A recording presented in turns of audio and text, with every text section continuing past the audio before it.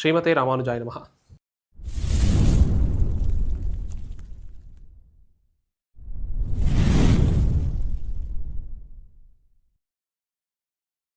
ಅಭಿನವ ಶಂಕರರು ಅವರು ಈ ಶತರುದ್ರಿಯ ಎನ್ನುವುದು ರುದ್ರೋಪನಿಷತ್ತು ಅಂತ ಕರೀತಾರೆ. ಅದಕ್ಕೆ ವ್ಯಾಖ್ಯಾನವನ್ನು ಮಾಡ್ತಾ ಹೋಗ್ತಾರೆ.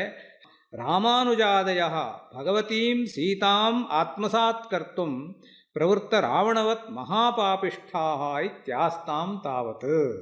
ಇದು ಅಮರಕೋಶ ಓದ್ದವರಿಗೆ ಕೂಡ ಗೊತ್ತಿದೆ ರುದ್ರ ಅಂದರೆ ಯಾರು ಅಂತ.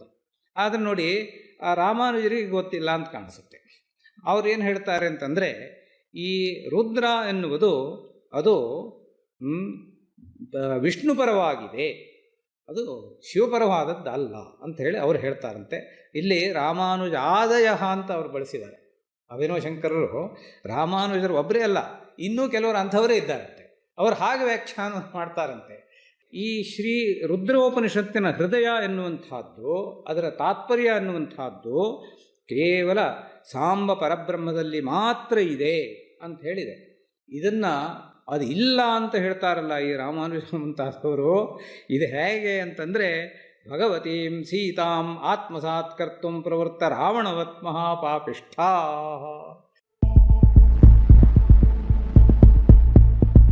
ಅದು ಇಲ್ಲ ಅಂತ ಹೇಳ್ತಾರಲ್ಲ ಈ ರಾಮಾನುಜ ಮುಂತಾದವರು.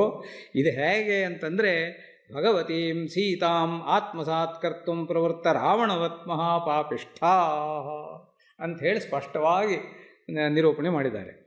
ಹೇಗೆ ಸೀತೆಯನ್ನು ವಶ ಮಾಡಿಕೊಳ್ಬೇಕು ಅನ್ನುವ ರಾವಣನ ಪ್ರಯತ್ನ ನಿಷ್ಫಲವಾಯಿತು, ಹಾಗೆ ಈ ಮತಾಚಾರ್ಯರ ಪ್ರಯತ್ನಗಳು ಕೂಡ ನಿಷ್ಫಲವಾಗಿಯೇ ಇವೆ.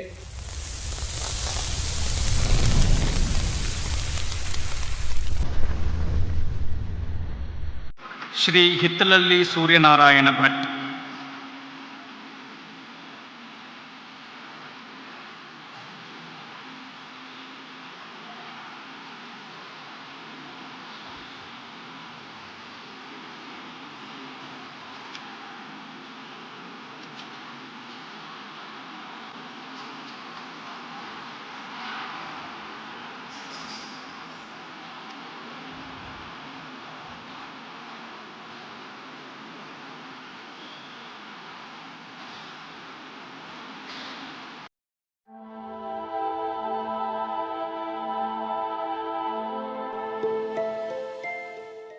இந்த வீடியோவை பார்த்துருப்பேன்னு நினைக்கிறேன். இது எல்லாருமே எனக்கு அனுப்பிச்சிருக்கா. கிட்டத்தட்ட எனக்கு இது வந்து ஒரு 20-30 பேர் அனுப்பிச்சிருக்கார்கள் இந்த வீடியோவை.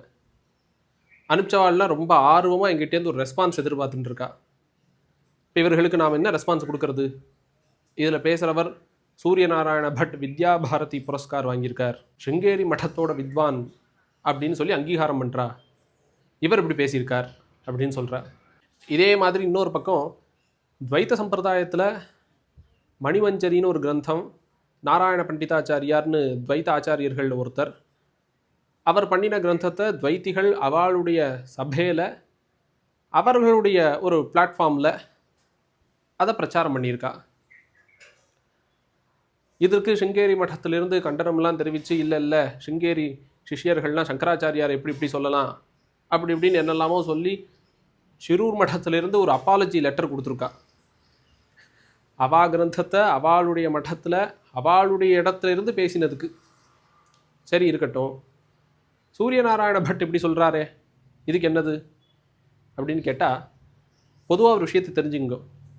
இப்போ நான் வந்து பிரம்மா நாராயணஹா சிவஸ்ச நாராயணஹான்னு வேத வாக்கியத்தில் ஆரம்பித்து புராணத்தில் ஆரம்பித்து சாசனாமத்தில் இல்லையா ருத்ரோ பகுஷிரா பப்ரூர் அப்படின்னு இப்படி கையை வச்சுன்னு நான் சொல்ல போகிறது கிடையாது. அதெல்லாம் பாஷ்ய கிரந்தங்களில் நிறைய சொல்லியிருக்கு. இங்கே போய் பெரியவாளை பார்த்து நேரில் பார்த்து தெரிஞ்சுங்க. இந்த மாதிரியான சர்ச்சைகள் வரும்போது இது எப்படி கையாளுறதுன்னு நம்ம பார்ப்போம். முதல்ல நாம் தெரிஞ்சுக்க வேண்டியது, அவரவர்களுக்கு அவரவர்களுடைய ஆச்சாரியன் முக்கியம் அப்படிங்கிற ஒரு விஷயம். அவர்கள் மட்டுமே முக்கியம் அப்படின்னு தீவிரமாகவும் இருக்கலாம். ஆனால் எல்லா ஆச்சாரியர்களையும் மதிக்கணும். இப்போ நமக்கு ஸ்மார்த்த சம்பிரதாயத்தில் நிறைய ஃப்ரெண்ட்ஸ் இருக்கா, துவைத்த சம்பிரதாயத்துலையும் இருக்கார்கள். அப்படி இருக்கும்போது எல்லார்ட்டையும் நாம் பழகிறோம். எல்லாருமே நம்மளுடைய சேனலையும் பார்க்குறா, நம்மளுடைய வீடியோஸையும் பார்க்குறா, எல்லாருமே நம்மக்கிட்ட பேசியிருக்கார்கள். இப்படி இருக்கும்போது நாம் அவர்களுடைய ஆச்சாரியாலையை போய் நம்ம ஃபாலோ பண்ணணுங்கிற அவசியம் கிடையாது. அது வேறு, இது வேறு இல்லையா?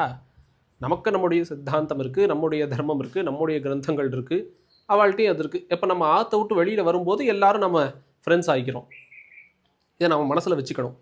அப்போ ஒருத்தர் பழகிறோமே தவிர அவரவர்களுடைய ஆச்சாரத்துக்கு எந்த வகையிலையும் ஒரு பங்கம் இல்லாதபடி இருக்கும். அது நீங்கள் அந்த காஞ்சி பெரியவர்னு சொல்கிற அந்த சுவாமியோட கதையெல்லாம் படிச்சேன்னா, ஸ்ரீ வைஷ்ணவாள் வந்து அவளை எப்படி ட்ரீட் பண்ணணும்னு அவர் நன்னா தெரிஞ்சு வச்சுப்பார்.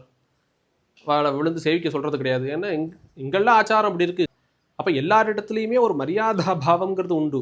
ஆனால் ஆச்சாரம்னு வரும்போது அவரவர்களுக்கு இருக்கிற ஆச்சாரத்தை நாம் பாலனை பண்ணணும். அப்படி இருந்தால் தான், இப்போ நாம் ஒரு ஸ்ரீ வைஷ்ணவராக இருந்தால் தான் இன்னொரு ஆச்சாரியர்களுக்கே அது பிடிக்கும். ஒரு துவைத்தியாக இருக்கிறத தான் அத்வைத்தியும் விரும்புவார்.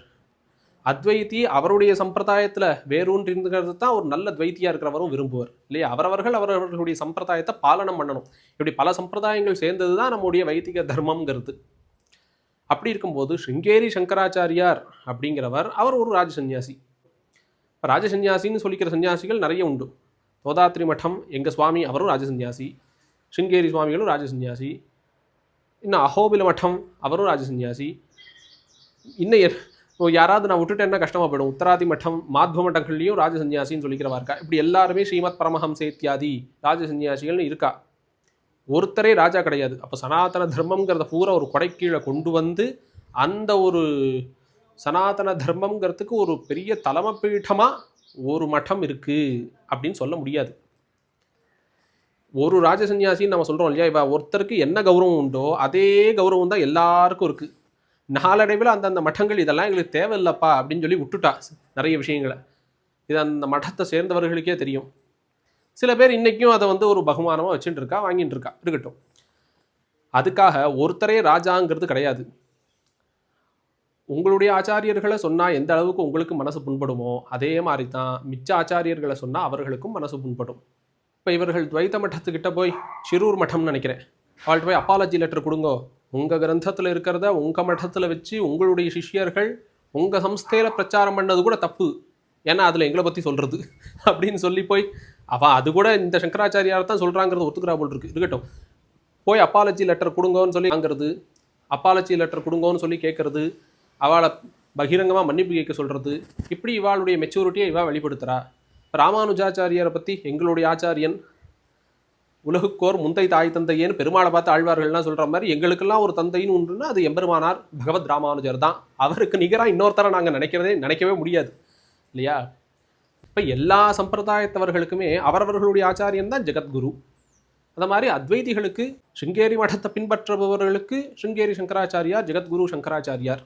சரி, ஜெகன் மித்யா, அந்த மித்யாவான ஜெகத்துக்கு எத்தனை பேர் வேணாலும் ஜெகத்குருவாக இருங்கோ, கவலை இல்லை. அங்கே நிஜமான ஜெகத்தை பற்றி பேசுகிறவாங்கிறதுனால ஜெகத்குரு எங்களுக்கு ராமானுஜாச்சாரியார் நாங்கள் சொல்லுவோம். இதில் ரெண்டு விஷயம் இருக்குது. இதுலேருந்து புரிஞ்சுக்க வேண்டியது என்னென்னா, பகிரங்கமாக மன்னிப்பு கேளு, அப்பாலஜி லெட்டர் கொடு அப்படின்னு சொல்லி மெச்சூரிட்டியை காட்டுறவா ஒரு பக்கம். சூரியநாராயண பட் ஏதோ ஒருத்தர் யாரோ ஒருத்தர் அபினவ சங்கரர்னு நினைக்கிறேன் அப்படிலாம் பேர் வச்சுட்டு எதையோ புரியாமல் எழுதி வச்சுட்டு போயிருக்கார். அவர் எய்தவன் எங்கேயோ இருக்கான், அம்பு இங்கே வந்து புலம்புறதுன்னுவா திருவிளையாடல் படம் டிவியில் பார்த்தீங்கன்னா தெரியும். அதை மாதிரி சூரியநாராயண பட் ஏதோ அவளுடைய புஸ்தகத்தில் யாரோ அறியாமையால் எழுதி வச்ச ஒரு விஷயத்தை எடுத்து பிரச்சாரம் பண்ணிட்டார் பாவம். அதனால் அவரை போய் பயமுறுத்துறது, இல்லை அவர்கிட்ட அப்பாலஜி லெட்டர் கூட பகிரங்கமாக மன்னிப்பு கேட்டு, இல்லை இவருக்கு யார் இவரை வித்வான் அங்கீகாரம் பண்ணாலோ அவள் வந்து மன்னிப்பு கேட்கணும் அப்படின்னு சொல்கிறதோ, இப்படியெல்லாம் நாங்கள் சொல்லாமல் இம்மெச்சூர்டு பீப்புளாக இருந்துட்டு போகிறோம். ஸ்ரீமதே ராமானுஜாய நமஹ.